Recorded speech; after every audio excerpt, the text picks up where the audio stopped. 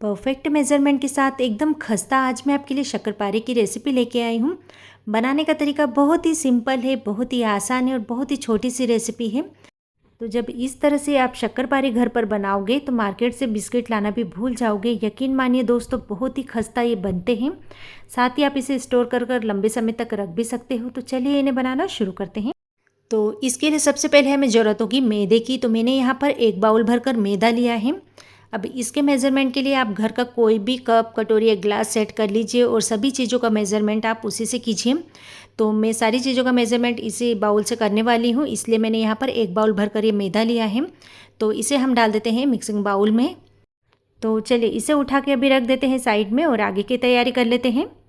तो अब हमें यहाँ पर चाहिए होगी चीनी। तो मैं यहाँ पर ले रही हूँ आधा बाउल भरकर चीनी, यानी 1 बाउल भरकर हमने मैदा लिया था ना, तो उसका आधा हमें यहाँ पर चीनी चाहिए।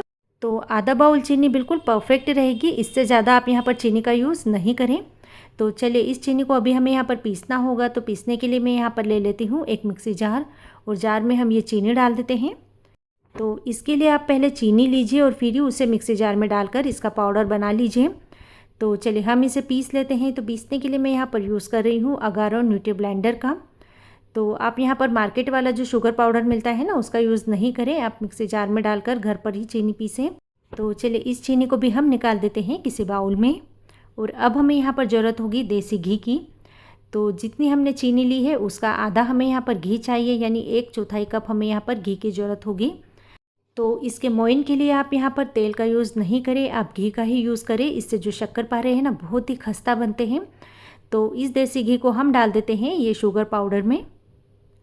और अब हमें यहाँ पर ज़रूरत होगी दूध की, क्योंकि ये जो डो है ना, हम दूध से लगाने वाले हैं। तो जितना हमने घी लिया है ना, उतना ही हमें यहाँ पर दूध चाहिए। तो पूरा मेज़रमेंट मैं आपको एक बार फिर से बता देती हूँ। 1 बाउल मैंने मैदा लिया है, आधा बाउल चीनी की ज़रूरत होगी और 1/4 कप दूध, और इसी के साथ 1/4 कप हमें यहाँ पर देसी घी चाहिए होगा। तो अब इन सभी चीज़ों को बढ़िया से मिक्स कर लेंगे। तो कुछ देर इसी तरह से आप इसे फेंटते हुए मिक्स कीजिए, ताकि सभी चीज़ें जो है अच्छे से मिल जाएं। क्योंकि इसमें जो शुगर पाउडर के थोड़े से लम्स दिख रहे हैं ना, ये लम्स बिल्कुल भी नहीं रहना चाहिए। तो यहाँ पर देखिए इन सभी चीज़ों को बढ़िया से मैंने मिक्स कर लिया और बिल्कुल क्रीम के फॉर्म में ये आ चुका है। तो चलिए अब हम मैदे के अंदर डाल देते हैं 2 चम्मच भरकर तिल्ली। तो आप कोई सी भी तिल यहाँ पर ले सकते हैं, ब्राउन या फिर वाइट वाली। तो एक बार इन सभी चीज़ों को बढ़िया से मिक्स कर लेंगे। और अगर आप इसमें थोड़ा सा फ्लेवर देना चाहते हैं तो यहाँ पर आप इलायची का पाउडर भी डाल सकते हो। तो यहाँ पर देखिए इन सभी चीज़ों को मैंने बढ़िया से मिक्स कर लिया है। तो अब हम इसका डो लगा के तैयार करेंगे। तो जो हमने अभी मिक्सचर यहाँ पर बना रखा है ना, बस उसी से हमें यहाँ पर इसका डो लगा के तैयार करना है। तो चलिए मैदे में इसे थोड़ा थोड़ा डालते जाते हैं और बढ़िया सा इसका डो लगा के तैयार कर लेंगे। तो फ्रेंड्स, अगर आप इसे हेल्दी बनाना चाहते हैं तो मैदे की जगह आप यहाँ पर गेहूं के आटे का भी यूज़ कर सकते हो। बच्चों के लिए बना रहे हैं तो फिर गेहूं के आटे का ही आप यहाँ पर यूज़ कीजिए, या अगर आप चाहें तो आधा मैदा और आधा आटा डाल के भी इसका डो लगा सकते हो। मेज़रमेंट यही रहेगा जो अभी हमने लिया है। तो जो बाकी बचा हुआ है वो भी हम इसमें डाल देंगे और इसका बढ़िया सा आटा लगा के तैयार करेंगे। तो फ्रेंड्स, जब आप इसका डो लगाओगे तो ये थोड़ा आपको सॉफ्ट लगेगा, लेकिन हम इसे कुछ देर के लिए जब रेस्ट करने के लिए छोड़ेंगे ना, तो ये अच्छे से सेट हो जाएगा। तो यहाँ पर देखिए बढ़िया से सॉफ्ट सा डो मैंने लगा के तैयार कर लिया है। बस इसी तरह से आपको भी लगाना है। अगर आपको ये थोड़ा ज़्यादा सॉफ्ट लगता है तो फिर आप 1 छोटी चम्मच यहाँ पर मैदे का यूज़ कर सकते हो। और अगर थोड़ा टाइट लगता है तो थोड़ा सा आप यहाँ पर दूध डाल के इसका अच्छे से डो लगा लीजिए। लेकिन ये बिल्कुल परफेक्ट मेज़रमेंट है जो मैंने बताया है। तो यहाँ पर देखिए डो लगकर तैयार हो चुका है। तो हम इसे कवर कर कर 15 मिनट के लिए साइड में रख देते हैं। तो डो जब तक सेट हो रहा है, मैं आपके साथ यहाँ पर शेयर कर रही हूँ अगारो का 24 पीसेस का यूटेंसिल सेट, जिसका मॉडल है गैलेक्सी और जो न्योन और स्टेनलेस स्टील फिनिश में आता है। तो इसमें हमें कई तरह के स्पेचुला, स्पून, सर्विंग स्पून और इस तरह का ट्रेनर भी मिल जाता है जो पराठे वगैरह सेकने में आता है। इसी के साथ हमें यहाँ पर ये सर्विंग स्पून भी मिलता है और इसी के साथ हमें यहाँ पर ये विस्कर मिल जाता है। कई तरह के स्पेचुला भी है यहाँ पर और ये पीलर भी मिलता है जो बहुत ही शार्प है। इसी के साथ हमें यहाँ पर छोटा स्पून और बहुत सारी यूज़फुल चीज़ें भी मिलती है और इसी के साथ हमें ये टॉम भी मिल जाता है। तो इसे खींचने पर ये ओपन हो जाता है और अगर आपको रखना हो तो आप इसे फिर से बंद कर बड़ी आसानी से रख सकते हैं। पोटैटो मैशर भी यहाँ पर मिलता है, एक ग्रेटर मिल जाता है और इसी के साथ यहाँ पर मेजरिंग कप मिलेंगे, मेजरिंग स्पून मिलेगी। तो ये सभी चीज़ें जो है बहुत ही यूज़फुल है। साथ ही दिखने में भी बहुत ही सुंदर है। तो चलिए अब हम यहाँ पर सबसे पहले कढ़ाई में तेल को गर्म करने रख देते हैं। इसके लिए मैं यहाँ पर यूज़ कर रही हूँ डिसाइनो का एक्स्ट्रा लाइट ऑलिव ऑयल। तेल जब तक गर्म होता है हम यहाँ पर इसे शेप देकर तैयार कर लेते हैं। तो ये देखिए आटा भी हमारा कुछ देर में बहुत ही बढ़िया से सेट हो चुका है। पहले सॉफ्ट था ना, लेकिन अब आप देख सकते हैं बिल्कुल परफेक्ट है। अब यहाँ पर हम बड़ी सी लोई बना के तैयार कर लेंगे, क्योंकि हमें यहाँ पर इसे बेलना होगा। तो जिस तरह से रोटी के लिए बनाते हैं ना, उससे थोड़ी सी आप यहाँ पर बड़ी ही लें। ये देखिए, तो बाकी जो लोई है वो भी हम यहाँ पर इसी तरह से बना के तैयार कर लेंगे। तो चलिए फ्रेंड्स, अब हम इसे फटाफट से बेल लेते हैं। तो एक चकला बेलन लिया है, तो इसके ऊपर आपको घी या तेल लगाने की कोई ज़रूरत नहीं है, क्योंकि ये नीचे चिपकता नहीं है। तो इसे हमें थोड़ा रोटी से मोटा ही रखना है, रोटी जितना पतला नहीं बनाना है। तो यहाँ पर देखिए थोड़ी छोटी और थोड़ी मोटी मैंने यहाँ पर रोटी बनाकर तैयार कर ली है। तो अब हम इसे कट कर लेते हैं।